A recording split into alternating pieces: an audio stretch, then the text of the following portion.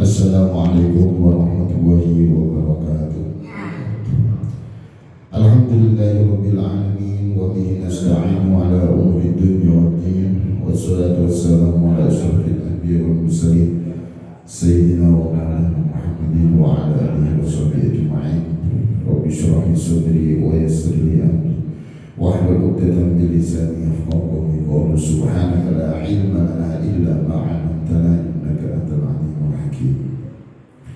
Bapak Ibu, anak-anak yang dirahmati oleh Allah Subhanahu wa taala, pertama marilah kita mensyukuri nikmat Allah Subhanahu wa taala yang telah diberikan kepada kita semua, nikmat iman, nikmat Islam, nikmat kesehatan, dan banyak sekali nikmat yang lain. Salah satunya nikmat kita bisa hadir untuk melaksanakan sholat subuh berjamaah. Mudah-mudahan kita senantiasa bisa istiqomah untuk terus mensyukuri nikmat-nikmat Allah, dan amalan yang kita lakukan ini betul-betul menjadi amalan yang diterima oleh Allah Subhanahu wa taala. Salat serta salam mudah-mudahan tetap tercurahkan kepada junjungan kita Nabi besar Muhammad sallallahu alaihi wasallam, kepada para keluarganya, para sahabatnya, dan seluruh umatnya. Mudah-mudahan kita termasuk umat yang istiqomah menjalankan sunnah-sunnahnya, dan kelak kita semua mendapatkan syafaatul dari Nabi Muhammad sallallahu alaihi wasallam. Bapak Ibu, anak dirahmati oleh Allah Subhanahu wa taala, sebagaimana biasa kita tawasul terlebih dahulu. Bismillahirrahmanirrahim. Mustafa Muhammad sallallahu alaihi wasallam. Wa mu'allif hadzal kitab Syekh Syekhuddin Ahmad bin Hajar Asqalani syai'ul ilaihul Fatihah. A'udzu billahi minasyaitonir rajim. Bismillahirrahmanirrahim.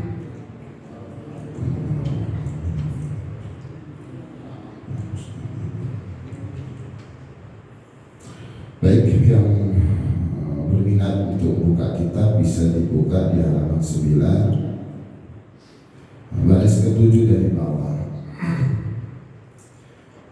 tepatnya di maqalah yang keempat. Bismillahirrahmanirrahim. Qala al-mu'allif rahimakum wa nafa'ana bihi wa bi ulumi fid darin. Wal maqalatu rabi'atu, nasihat yang keempat.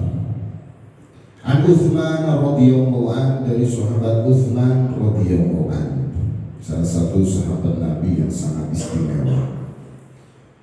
Bentuk nasihat dari beliau, man tarakat dunia, barang siapa yang meninggalkan dunia, bi an aqalla syab'i wal akli, dengan sedikit kenyang dan sedikit makan, wa abghadha ats-tsanaa, dan tidak suka dipuji, ats-tsanaa artinya pujian, minan nasi, dari manusia, ahabbahu wa ta'ala, maka Allah akan mencintai dia, li'annahu taraka riya'a wa tafakhur, karena sesungguhnya dia telah meninggalkan riya dan tafakhur, sombong atau angkuh. Dari makalah yang keempat, nasihat yang pertama, sebagaimana yang tadi dibacakan, bahwa seseorang yang senantiasa meninggalkan dunia dengan bentuk sedikit merasa kenyang dan sedikit makan, dan juga tidak suka dengan pujian dari manusia, kalau itu yang dilakukan, maka akan mendapatkan kecintaan dari Allah Subhanahu wa taala. Nah, ini yang perlu kita pahami, bahwa kita hidup di dunia itu ya pasti namanya manusia, kita butuh makan, butuh minum, butuh tempat, dan begitu seterusnya. Namun ada batasan-batasan sampai mana kita kemudian diperbolehkan, diharuskan untuk memakan, untuk meminum, dan ada batasan pula sehingga menjadi larangan. Kulu washrabu wa la tusrifu, begitu kata Allah dalam Al-Quran. Makanlah dan minumlah wa la tusrifu, dan jangan berlebihan. Ketika kita kemudian makan, meminum, jika kemudian sampai batas di mana kita sudah tentu merasa kenyang, bahkan kekenyangan, sampai kemudian melampaui batas, itu sudah merupakan larangan dari Allah Subhanahu wa taala. karena efeknya juga akan panjang ya. Karena kekenyangan akhirnya kemudian jadi mudah ngantuk, bahkan malas beribadah, malas bergerak, bahkan nafsunya akan terus tinggi ya, terus bergairah nafsunya. Padahal nafsu itu ya tentunya lebih condong mengajak kepada keburukan. Inna nafsa la'ammaratun bisu. Maka salah satu cara untuk menundukkan hawa nafsu yaitu dengan banyak berpuasa. Nah, ini yang perlu betul-betul menjadi perhatian kita. Makanya disunahkan untuk puasa Senin Kamis gitu. Puasa dalam waktu dekat ini ada puasa Arafah tanggal 9 Zulhijjah. Itu bagian daripada kita untuk senantiasa meningkatkan keimanan kepada Allah Subhanahu wa taala.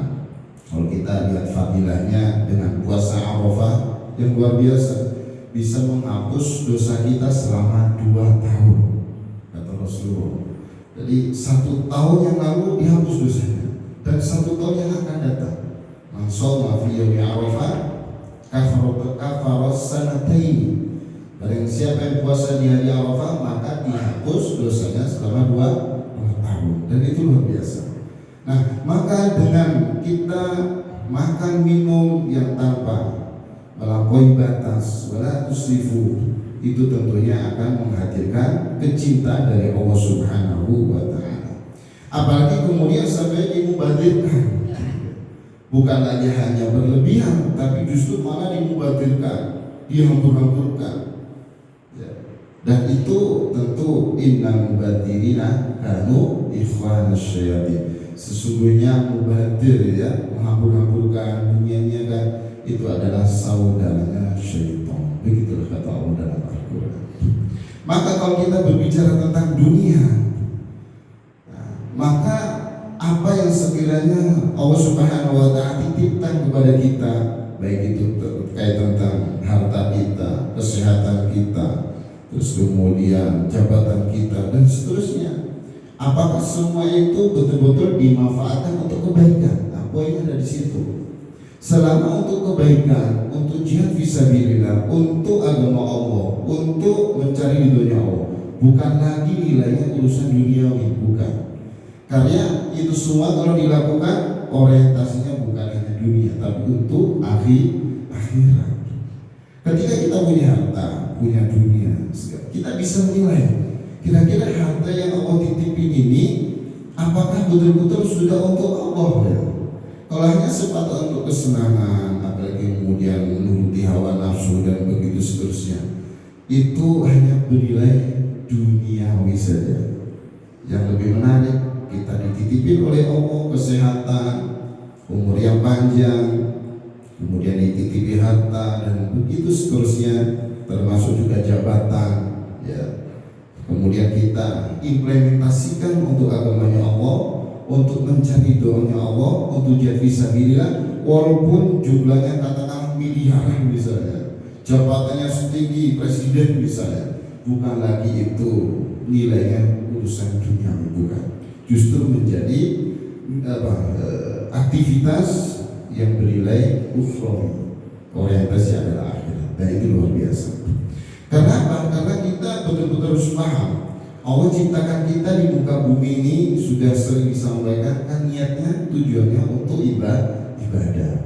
Wa ma khalaqtul jinna wal insa illa liya'budun. Surat Al-Dariyat 56, aku tidak menciptakan jin dan manusia melainkan agar mereka beribadah kepadaku. Jadi kita hidup di dunia itu ya harusnya untuk ibadah. Ketika kita kemudian hidup di dunia, harus tahu bahwa dunia itu adalah sesuatu yang sangat harus dihati-hati. Kalau bahasa dalam Al-Quran itu wa mal hayatud dunya illa la'ibun wa lahun wa la darul akhiratu khairul lil ladzina yattaqun afala ta'qilun. Kehidupan dunia itu illa la'ibun wa lahun, kecuali adalah permainan dan senda gurau. Hanya permain saja kita hidup di dunia itu. Kita harus bisa memainkan dunia gitu, agar senantiasa menjadi kesempatan, usia, kemudian kemudian amalan, yang semua itu menghadirkan ridhonya Allah. Nah itu poinnya ada di situ. Kalau kita nggak bisa memainkan dunia, kita akan dipermainkan oleh dunia, disibukkan dengan urusan dunia. Begitu selesai masa kita hidup di dunia, barulah ada penyesalan, barulah ada tentu menjadikan sebuah penyesalan yang amat sangat. Kenapa? Belum memahami bahwa kita hidup di dunia itu betul-betul harus hati-hati, karena penuh dengan permainan, sindagro. Wa man hayatud dunya illa mata'ul ghurur. Ayat yang lain. Kehidupan dunia tidak lain hanyalah kesenangan yang memberdayakan. Ketika kemudian kita menganggap dunia itu adalah segalanya, maka perlu hati-hati sekali, karena efeknya tentu akan yang dituju orientasinya hanya untuk dunia saja. Padahal dunia hanyalah sementara, tidak selamanya. Tidak ada ceritanya manusia di muka bumi ini hidup abadi. Rasulullah aja innaka maitun wa innahum maitun, Rasulullah juga seperti itu. Nabi-nabi terdahulu mengalami yang namanya kematian.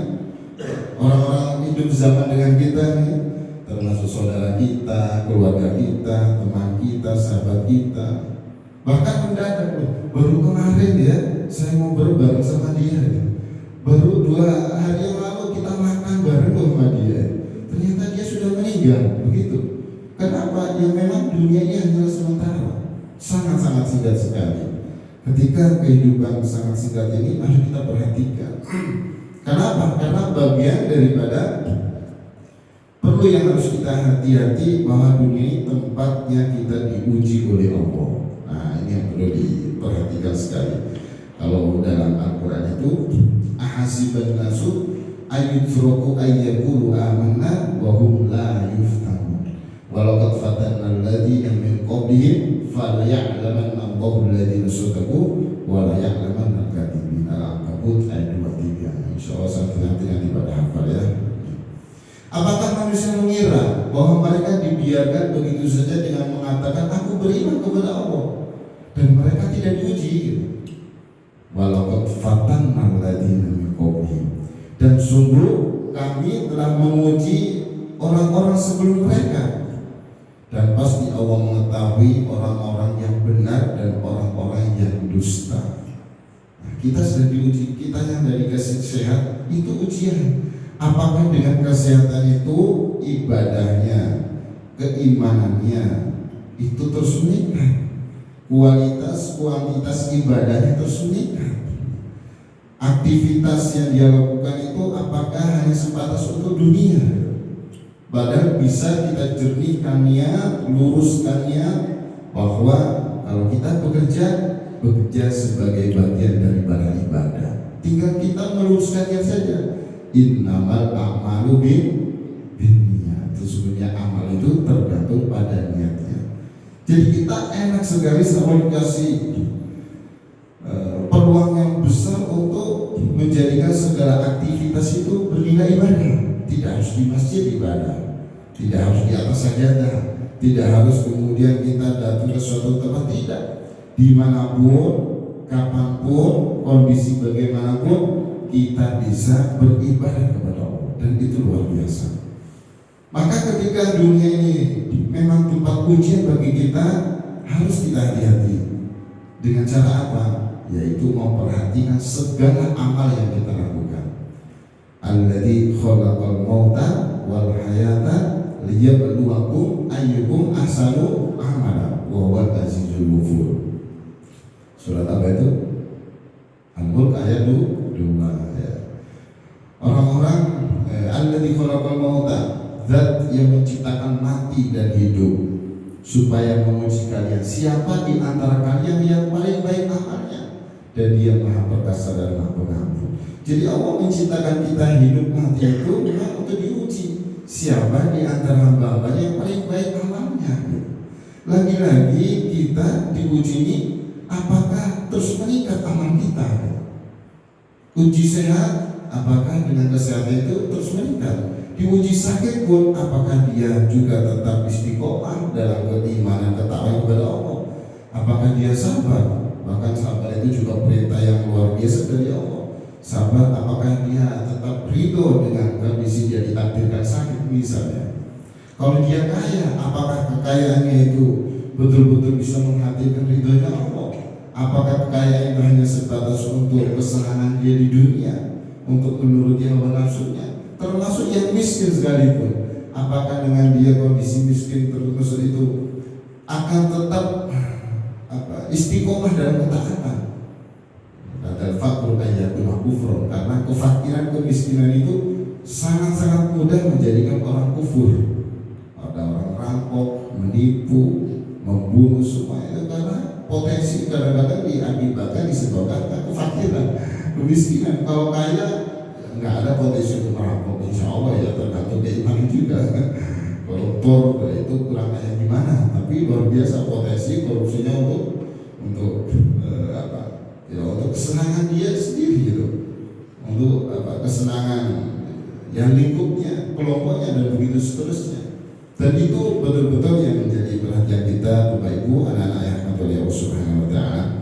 Jadi hidup di dunia itu harus penuh dengan kehati-hatian. Hati-hati dalam hal ini, kita dikasih nyaman itu juga ujian, kita dikasih lagi sedih itu juga ujian, kita dikasih senang ujian, suka juga, semua ada ujian. Yang penting poinnya apakah dengan kondisi situasi yang tentu lika-likunya akan terus berputar. Roda kehidupan kadang senang, kadang susah, kadang gelisah, kadang gagal, sukses, kadang untung, kadang rugi, dan begitulah dunia. Namun poinnya apakah dengan kita untung, kita rugi misalnya, kita sakit, kita sehat, tapi tetap kita itu istiqomah terus dalam ketaatan kepada Allah, istiqomah terus dalam beribadah kepada Allah. Ya, kalaupun kita sakit bisa ibadah dengan zikir dan seterusnya, dan banyak sekali amalannya tentunya betul-betul bisa menjadikan kita semakin dekat dengan Allah.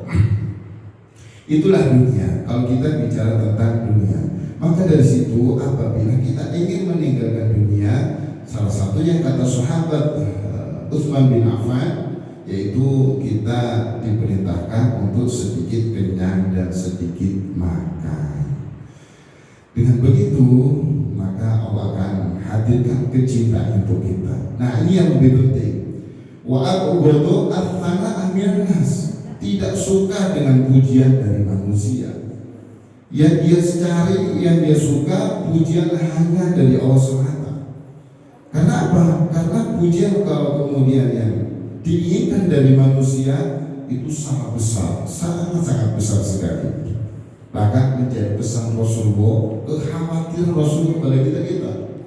Inna akhwafa ma akhafu alaikum syirka asghar ahliya.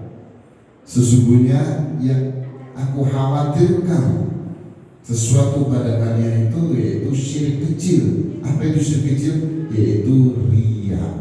Riya itu ingin dipuji, disanjung ya. Semua yang dia lakukan hanya ingin dipuji orang, hanya ingin dilihat orang. Itu ternyata yang dikhawatirkan oleh Rasul kepada kita semua, yaitu syirik kecil. Kalau kita bicara syirik, ya tentu menjadi suatu hal yang sangat menyayangkan. Bahkan Inna Allah la yaghfiru ayyushraka bihi, Allah tidak akan mengampuni dosa-dosa yang syirik kecuali bertaubat dengan taubat dan nasuha. Ya, bagaimana sahabat Nabi begitu luar biasa menentang Nabi, tapi begitu taubat dengan taubat dan nasuha seperti Umar bin Khattab, wah luar biasa, menjadi orang yang sangat-sangat istimewa. Padahal dulunya seperti apa? Itulah luar biasa keagungan Allah Subhanahu wa Ta'ala, Maha Rahman Rahimnya Allah, Maha menerima taubat itu. Jadi Maha pengampun dan segalanya, itu luar biasa. Dan ini tentu menjadi permohonan buat kita. Kita itu harus bersyukur kepada Allah untuk senantiasa diberi peluang besar dosa-dosa kita diampuni oleh Allah Subhanahu wa Ta'ala. Nah, minan nas, yaitu pujian dari manusia. Karena kalau kita senantiasa dijadikan pujian, maka efeknya yang harusnya kita beribadah, beramal, yang kita carikan ridhonya Allah. Bukan begitu ya, Bapak Ibu, anak-anak semua. Kita ibadah yang kita cari dari ridhonya Allah. kita sholat 5 waktu, zikir, sholat tahajud, sholat duha, sedekah, infak, semua itu kita ingin cari ridhonya Allah. Kalau nggak mencari ridhonya Allah, ya sangat menyayangkan. Kita sudah meluangkan waktu, bahkan mengorbankan ini, mengorbankan itu. Ternyata kita masalah niat. Ketika semua itu kita lakukan hanya ingin mendapatkan pujian, sanjungan dari orang, bukan yang dia cari itu keridhaan dari Allah, maka apa yang akan terjadi? Tentu tidak akan mendapatkan ridhonya Allah. Yang tadinya kita mengamalkan suatu amal, ingin bahkan selain dari ridhonya Allah, kita ingin berjumpa dengan Allah. Faman kana yarju liqa rabbihi falyamal amalan sholihan wala yusyrik bi'ibadati rabbihi ahada. Surat Al-Kahfi yang terakhir ayat 110. Barang siapa yang mengharapkan perjumpaan dengan Tuhannya, sudah diarahkan sama Allah, gimana caranya? Falyamal amalan sholihan, beramal sholihah. Tapi ingat, wala yusyrik bi'ibadati rabbihi ahada. Jangan mempersekutukan dalam beribadah kepada Tuhanmu dengan suatu apapun, walaupun sekecil apapun kita nggak boleh. Kalau seandainya kita beramal untuk mencari pujian orang, mana mungkin kita akan berjumpa dengan Tuhan kita? Gitu. Mana mungkin kita akan mendapat itu? Ya kenapa? Allah itu yang maha iri gitu. Yang maha itu maksudnya pengen kita ibadah itu hanya untuk Allah, bukan untuk yang lain. Jangan diduakan saya itu. Kalau bahasa sederhananya begitu. Aku itu maha segalanya, maha yang harus engkau ibadah hanya aku gitu. Bukan hanya yang lain. Maka jangan duakan aku gitu. Maka jangan lagi engkau ibadah hanya mencari untuk selain aku, jangan gitu. Dan itu berefek sangat banyak sekali. Itu berkaitan juga ya lagi-lagi tentang niat gitu. Kita sholat, kita beramal, kita kemudian bersedekah, berinfak, dan ibadah yang lain semuanya. Manakala kemudian salah niat, akibatnya akan fatal. Yang harusnya mendapatkan ridhonya Allah, malah dibalik, yang didapat adalah murkanya dari Allah. Sebagaimana satu hadis yang ini sangat populer ya, ketika ada 3 kelompok di mana nanti diwawancara oleh Allah. Kelompok pertama adalah orang yang kaya, banyak harta. Dalam kehidupan dia senang bersedekah, senang beramal, senang berbuat baik, bangun masjid, bangun kemudian pondok pesantren, kemudian bangun ini, bangun itu, bangun dan seterusnya, untuk kebaikan terus hartanya. Ternyata dia salah niat, dia berbuat seperti itu, yang dia cari adalah pujian dari orang lain. Yang dicari adalah agar dia dibilang sebagai orang yang dermawan, sebagai orang yang istimewa, sebagai orang yang tentu lain daripada yang lain. Ketika ditanya itu sama Allah, engkau buat untuk apa kekayaan yang kau berikan? Sederhana seperti itu. Dia jawab, aku semua itu aku lakukan ya Allah. Ya Allah diwawancara langsung, bagaimana kemudian mau mengelak gitu. Semua itu aku lakukan hanya untuk mencari ridhomu, mencari kecintaan daripadamu. Kata engkau dusta. Langsung dijawab seperti itu, engkau dusta, engkau bohong. Kelompok yang lain ada yang mengatakan mati syahid, ada pejabat, dan ternyata mati syahid itu seperti itu. Mati syahid ketika ditanya engkau berperang dan berjuang sampai engkau mati seperti itu, niat kamu itu apa? Biar aku mendapatkan ridhomu ya Allah, sesuai janjimu ya Allah. Kata engkau dusta. Kau seperti itu biar kamu dibilang orang yang paling kuat, dibilang orang yang paling istimewa. Engkau hanya sebatas untuk mencari pujian. Termasuk orang alim juga, orang yang berilmu. Orang berilmu juga ditanya, jawabannya sama. Ya Rabb, semua itu aku lakukan, berdakwah, mengaji, mengajar, beramal, motivasi dan seterusnya. Itu aku lakukan semata-mata ingin mendapatkan ridhomu ya Allah, sesuai janjimu, kasih sayangmu yang aku dapat. Kata engkau dusta. Itu kan mengerikan. kamu melakukan itu semua, kamu tuh pengen dipuji, kamu itu yang kamu cari hanya kehormatan, kemuliaan, kamu biar dihormati, biar disanjung, biar kamu itu nggak bisa populer, yang dicari hanya popularitas saja.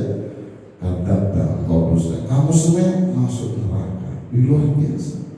Padahal yang dilakukan baik semua, orang kaya banyak sedekah, banyak beramal, masuk orang alim mengajar dan begitu seterusnya. Tapi gara-gara salah niatnya bukan untuk Allah, niatnya untuk riya. Kalau dari riya, yang mana mungkin dapat kecintaan Allah, yang didapat justru malah murkanya Allah.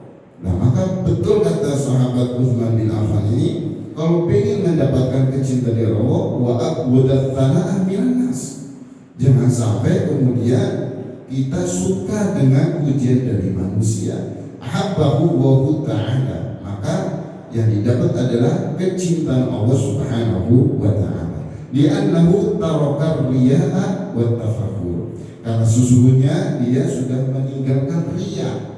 Allah sangat cinta, Allah sangat senang, karena dia ibadah semata-mata untuk Allah, bukan untuk yang lain. Jadi perlu menjadi perhatian kita semua bahwa itu semua adalah bagian daripada dunia. Kita ingin mencari pujian, kita ingin mencari sanjungan, ingin mencari sesuai dengan apa yang kita inginkan, hawa nafsunya, itu semua adalah dunia. Ketika kita ingin mendapatkan kecintaan dari Allah, mulai mungkin belajar ya sedikit demi sedikit meninggalkan dunia. Dengan cara apa? Bukan berarti meninggalkan dunia terus kemudian dunia dilepas, tidak. Karena berkaitan dengan zuhud juga. Zuhud itu menghilangkan dunia dari hatinya walaupun ada di tangannya. Itu az-zuhda atau laisa zuhda an tataraka dunya fi qalbika wa fi hatika. An tataraka dunya min qalbika wa fi hatika. Walakin azulna an tataraka dunya fi qalbika min yatika. Ya. Jadi yang dikatakan zuhud itu ya, yang tentu ini menjadi perhatian kita semua. Bahwa zuhud itu yaitu orang yang meninggalkan dunia dari hatinya walaupun dunia itu ada di tangannya, ada di kekuasaannya.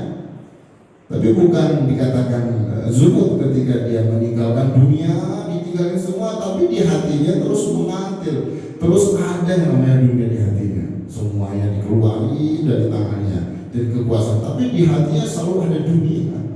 Bukan gitu ya. Tapi zuhud adalah walaupun dia kaya raya, dia punya ini punya segalanya, itu sebatas di luar hati saja.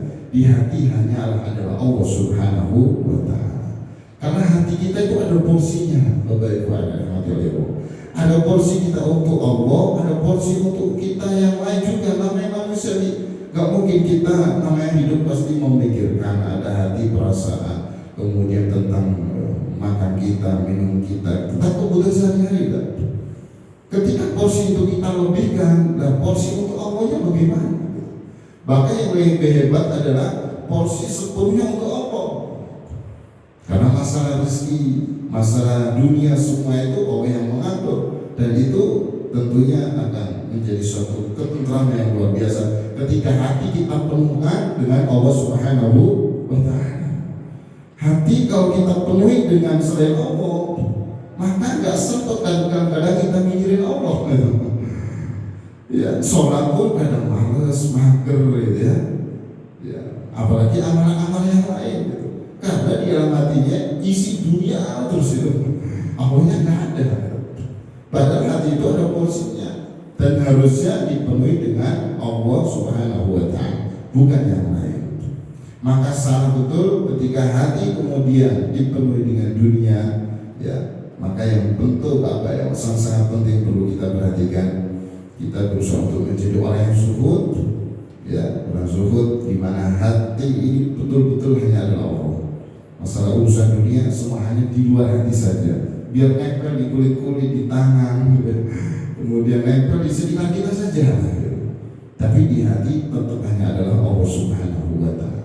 Maka betul kata Rasul ketika ditanya oleh sahabat, ya Rasul, dullani ala amalin idza amiltuhu ahabballahu wa ahabbani nas.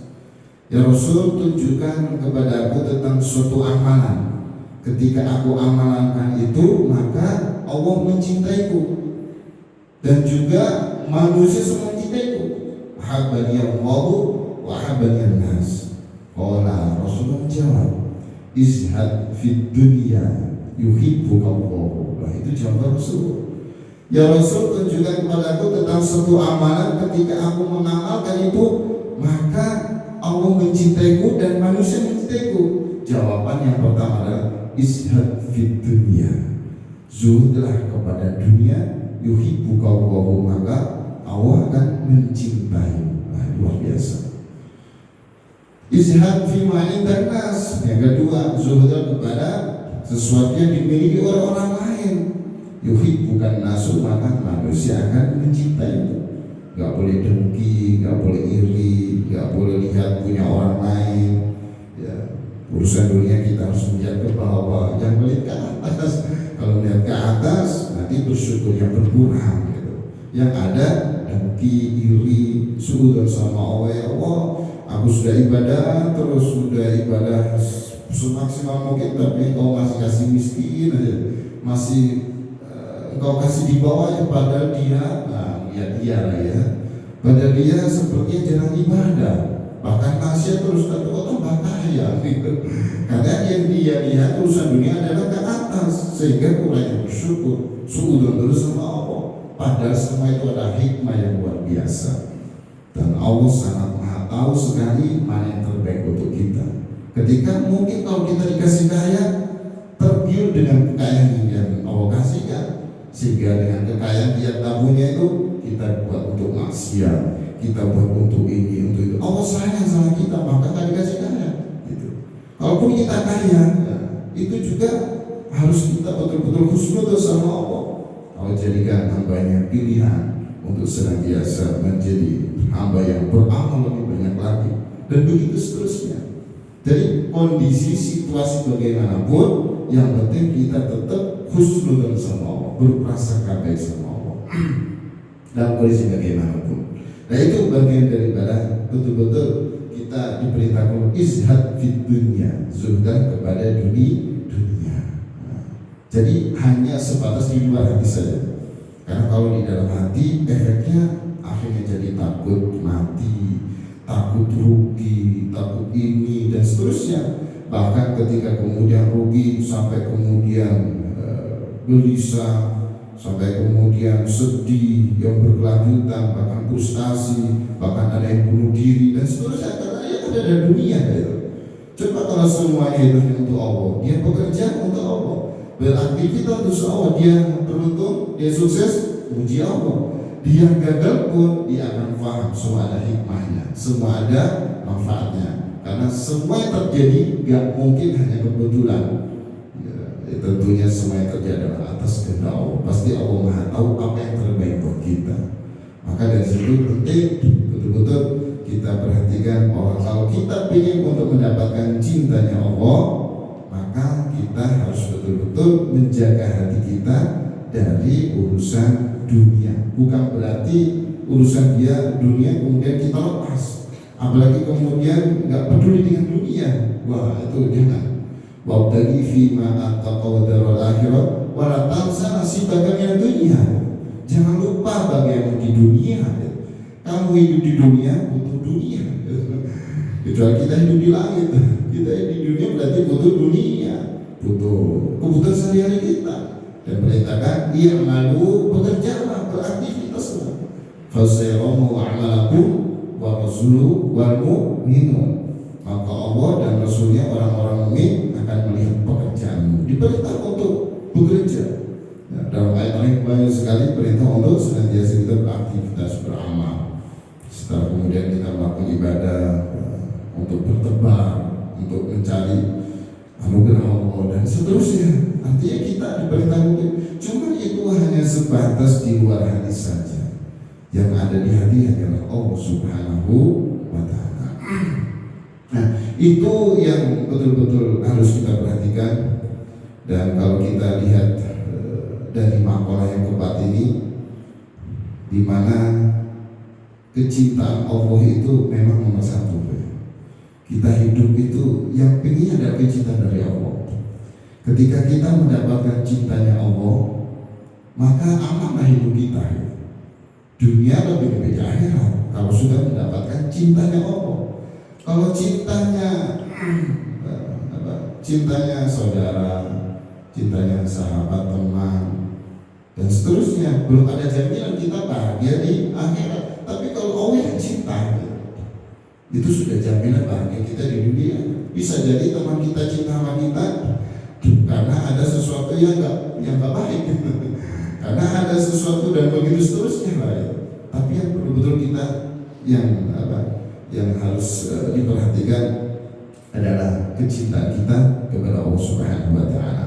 Makanya kalau dalam Al-Quran itu, qul in kana aba'ukum wa abna'ukum wa ikhwanukum wa azwajukum wa ashiratukum wa amwalun iqtaraftumuha wa tijaratan takhshawna kasadaha wa masakin tardawnaha ahabba ilaikum minallahi wa rasulihi wa jihadin fi sabilillah fatarabbasu. Ini yang betul-betul harus kita perhatikan. Kenapa? Kata Allah dalam Al-Quran itu, jika bapak-bapakmu, terus kemudian anak-anakmu, saudaramu, istri-istrimu, keluargamu, terus usaha atau amal, harta yang kau usahakan, usaha, terus kemudian perdagangan, buat tijaratan takhshawna kasadaha, yang kau khawatirkan kerugiannya, wa masakin tardawnaha, tempat tinggal yang kau sukai, ahabba ilaikum minallah, lebih kau cintai daripada Allah, lebih kau cintai daripada Rasulnya, lebih kau cintai daripada jihad di jalan Allah. Fatarabbasu hatta ya'tiyallahu bi amri, maka tunggulah keputusan Allah. Ini nggak tahu keputusannya. Ya bisa jadi hal yang tentu kita tidak inginkan. Maka betul-betul yang harus kita dulukan adalah kecintaan kepada Allah. Bapak-bapak kita, ya, keluarga kita, harta kita, semuanya itu harusnya kecintaan kita harus ada. Cuma harus kita utamakan kecintaan kepada Allah Subhanahu wa Ta'ala. Bahkan juga tidak sampai mengarahkan kecintaan kita kepada jihad fi sabilillah. Apakah kita dikasih pilihan dengan lebih mementingkan jihad di jalan Allah atau keluarga kita? Lebih mementingkan Allah, Rasulnya, atau keluarga kita, atau harta kita, atau saudara kita, istri kita? Nah, itu ternyata yang harus lebih kita cintai. Ahabba ilaikum minallahi wa rasul, yang harus kita cintai adalah Allah, Rasulnya, dan jihad fisabilillah. Dan tentu kalau kita cinta kepada Allah, Rasulnya, jihad fisabilillah, sudah pasti cinta kepada semua mereka itu. Bapak-bapak kita pasti akan lebih cinta, anak-anak kita utama, ya, istri kita, keluarga kita, semua itu justru akan lebih meningkat kecintaan kita kepada mereka. Karena apa? Ada buah natijah dari kecintaan kita kepada Allah, Rasul, dan jihad fisabilillah. Nah, dari situlah maka perlu menjadi perhatian kita semua bahwa ketika kita ingin mendapatkan kecintaan dari Allah Subhanahu wa Ta'ala, maka kuncinya kita harus meninggalkan dunia, salah satunya sedikit makan, sedikit kenyang, dan tidak suka dengan pujian orang. Sekali lagi, meninggalkan dunia bukan berarti kita kemudian akhirnya lepas dari dunia, nggak mau mengurus dunia, apalagi nggak mau menjemput dunia, ya, dalam arti di sini itu beraktivitas maunya pokoknya ya begitulah, bisa dimaknai gitu ya. Bukan itu yang maksud. Justru dengan aktivitas bergerak, ya, menjemput rezeki Allah, semua itu justru menjadi amalan, aktivitas yang bernilai ibadah. Justru kalau kita kaji tentang manfaat bagaimana kita bekerja, beraktivitas, beramal seterusnya, itu luar biasa, sangat-sangat besar sekali. Maka dari situ bisa dengan cara itulah kita kemudian mendapatkan kecintaan dari Allah Subhanahu wa Ta'ala. Itu untuk nasihat yang pertama dari makalah yang keempat. Kalau kita lihat waktunya ya, berarti nanti bisa kita lanjut di pertemuan berikutnya. Kalau kita lama-lama nanti ya bisa apa? Bisa lanjut kita nanti di pertemuan berikutnya. Insya Allah pertemuan berikutnya kita akan bahas tentang waman tarokat dunuba ahabbahu wahul malaika. Barang siapa meninggalkan dosa, maka malaikat akan mencintainya. Di annahu la yut'ibul katabatal ladina yaktubuna sayyiati, karena sesungguhnya dia tidak membuat malaikat menulis amalnya itu merasa lelah. Ya, kenapa? Karena menulis kesalahan-kesalahan atau dosa yang dilakukan. Wa man hasama tawa'an 'anil muslimin ay qata'ahu anhu ahadahul muslimun li annahu la yutiru qulubahum. Ini yang ketiga. Di satu makalah ya itu ada 3 nasihat, karena bab sulati di bab yang ketiga ini sudah disampaikan sebelumnya.